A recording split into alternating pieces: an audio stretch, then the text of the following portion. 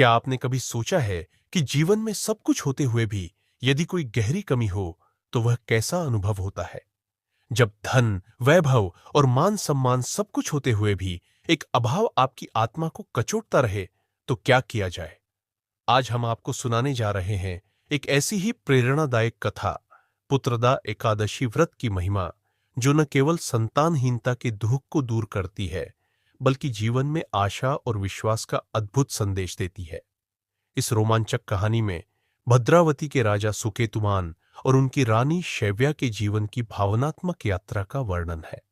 यह कथा हमें सिखाती है कि भक्ति, धर्म और विश्वास से जीवन के सबसे बड़े संकट भी समाप्त हो सकते हैं।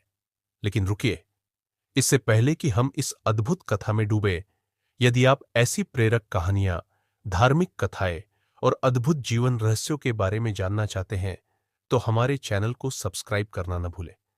यहां आपको हर बार एक नई कथा, एक नया सबक और जीवन को बेहतर बनाने के उपाय मिलेंगे। घंटी दबाइए ताकि कोई भी कहानी आपसे छूट न जाए। अब चलिए कहानी शुरू करते हैं। एक बार महाराज युधिष्ठिर ने भगवान श्री कृष्ण से पूछा, हे भगवान, आपने सफला एकादशी का महात्म्य बताकर हमारी कृपा की। अब कृपा करके यह बताइए कि पौष शुक्ल एकादशी का क्या नाम है, उसकी विधि क्या है और उसमें किस देवता का पूजन किया जाता है? भगवान श्री कृष्ण बोले, हे राजन, पौष शुक्ल एकादशी को पुत्रदा एकादशी कहा जाता है। इस दिन नारायण भगवान का पूजन किया जाता है। चर और अचर, इस पूरे संसार में पुत्रदा एकादशी के व्रत जैसा कोई दूसरा व्रत नहीं है। इसके पुण्य से मनुष्य तपस्वी, विद्वान और लक्ष्मीवान बनता है। अब मैं इस व्रत की कथा कहता हूं, ध्यानपूर्वक सुनो। भद्रावती नगरी का राजा सुकेतुमान एक धर्मनिष्ठ और न्यायप्रिय शासक था। उसका राज्य समृद्ध था, प्रजा सुखी थी और चारों ओर शांति का माहौल था। उनके शासन में न तो किसी को भूख का डर था, न ही अत्याचार का। परंतु इतनी संपन्नता और यश के बाद भी राजा का जीवन अधूरा था। राजा के जीवन में एक गहरी कमी थी, संतान का अभाव। उनकी रानी शैव्या, जो सुंदरता और गुणों की मूर्ति थी, स्वयं भी इस दुख से ग्रस्त थी। राजा और रानी ने कई यज्ञ, अनुष्ठान और पूजा पाठ करवाए, परंतु संतान प्राप्ति का आशीर्वाद उन्हें नहीं मिल पाया। यह कमी उनके वैभव और सुखमय जीवन में एक कड़वा अनुभव थी। राजा अक्सर सोचते, मैंने राज्य में धर्म और न्याय की स्थापना की है। मैंने ब्राह्मणों को दान दिया, यज्ञ करवाए और प्रजा के कल्याण के लिए हर संभव प्रयास किया। फिर भी भगवान ने मुझे यह अभिशाप क्यों दिया है? राजा सुकेतुमान के लिए संतानहीनता केवल एक व्यक्तिगत दुख नहीं था, यह उनके पितरों के प्रति आड़ और उनकी जिम्मेदारी से जुड़ा हुआ था। वह सोचते थे, पुत्र के बिना पिंडदान कौन करेगा? मेरे बाद मेरी वंश परंपरा समाप्त हो जाएगी। यह मेरे जीवन की सबसे बड़ी असफलता होगी। राजा के इस दुख को देखकर रानी शैव्या भी गहरे विषाद में डूब जाती थी। वे सोचती, मैंने हर मुमकिन प्रयास किया। क्या यह मेरी ही कोई कमी है? क्या मेरे कारण राजा इतना दुखी है? राजा और रानी के बीच संवाद में अक्सर इस विषय का उल्लेख होता। रानी राजा को सांत्वना देती, महाराज, भगवान की इच्छा के बिना कुछ नहीं होता। हमें धैर्य रखना चाहिए।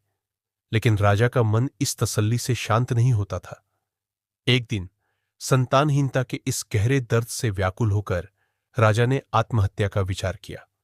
परंतु धर्मपरायण राजा ने सोचा, आत्महत्या करना महापाप है। यह मुझे मेरे दुखों से मुक्ति नहीं दिला सकता।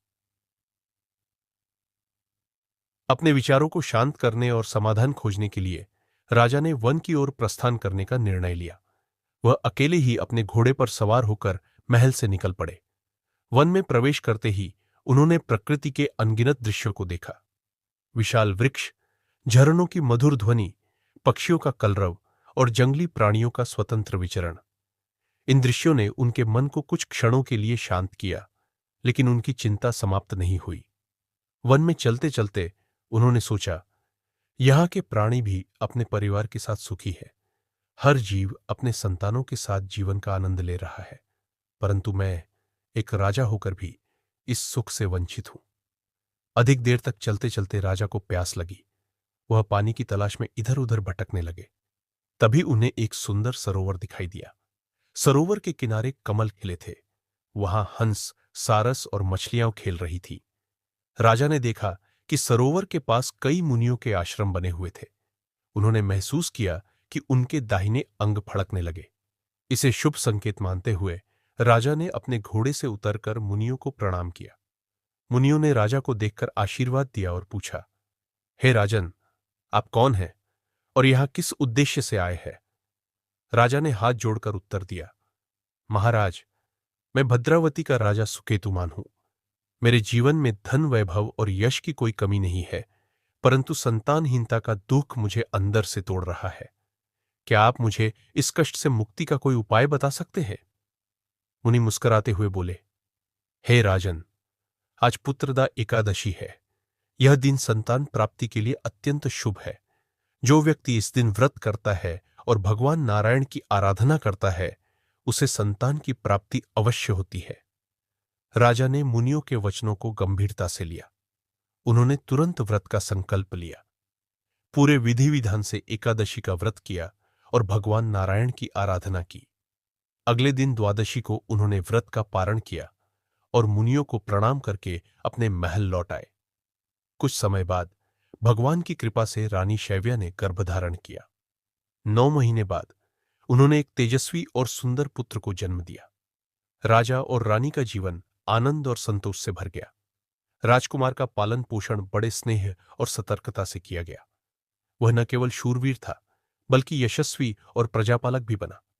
उसने अपने माता पिता के नाम को गौरवान्वित किया और राज्य को नई ऊंचाइयों पर पहुंचाया। भगवान श्री कृष्ण ने युधिष्ठिर को यह कथा सुनाते हुए कहा, हे राजन, पुत्रदा एकादशी व्रत का महात्म्य अद्वितीय है। यह न केवल संतान की प्राप्ति कराता है, बल्कि जीवन में शांति और संतोष भी लाता है। जो इस कथा को सुनता या पढ़ता है, उसे अंत में स्वर्ग की प्राप्ति होती है। यह कथा न केवल धार्मिक महत्व को दर्शाती है, बल्कि जीवन में धैर्य, विश्वास और भक्ति का महत्व भी बताती है। राजा सुकेतुमान और रानी शैव्या के जीवन में संतान प्राप्ति का सुख उनकी भक्ति और भगवान की कृपा का परिणाम था। कथा हमें यह सिखाती है कि ईश्वर की आराधना और धर्म का पालन जीवन में शांति और सफलता का मार्ग प्रशस्त करता है। तो यह थी भद्रावती के राजा सुकेतुमान और रानी शैव्या की अद्भुत और प्रेरणादायक कथा। पुत्रदा एकादशी के व्रत और भगवान नारायण की कृपा से उनका जीवन खुशियों से भर गया। यह कहानी हमें सिखाती है कि सच्ची भक्ति, धैर्य और धर्म के मार्ग पर चलकर ईश्वर हर असंभव कार्य को संभव बना सकते हैं। क्या आपने इस कथा से कुछ नया सीखा? यदि हां, तो इसे अपने मित्रों और परिवार के साथ जरूर साझा करें। अगर आप भी ऐसी ही प्रेरणादायक कहानियों, धार्मिक प्रसंगों और जीवन को सकारात्मक दिशा देने वाले संदेशों को सुनना और जानना चाहते हैं, तो हमारे चैनल से जुड़ें। चैनल को सब्सक्राइब करें ताकि हर नई कहानी और प्रेरणा सीधे आप तक पहुंचे। घंटी का बटन दबाएं ताकि कोई भी खास वीडियो आपसे छूट ना जाए। कमेंट में बताएं कि इस कथा का कौन सा हिस्सा आपको सबसे अधिक प्रेरणादायक लगा। धन्यवाद और फिर मिलेंगे एक नई कथा, एक नई प्रेरणा के साथ। जय श्री कृष्ण।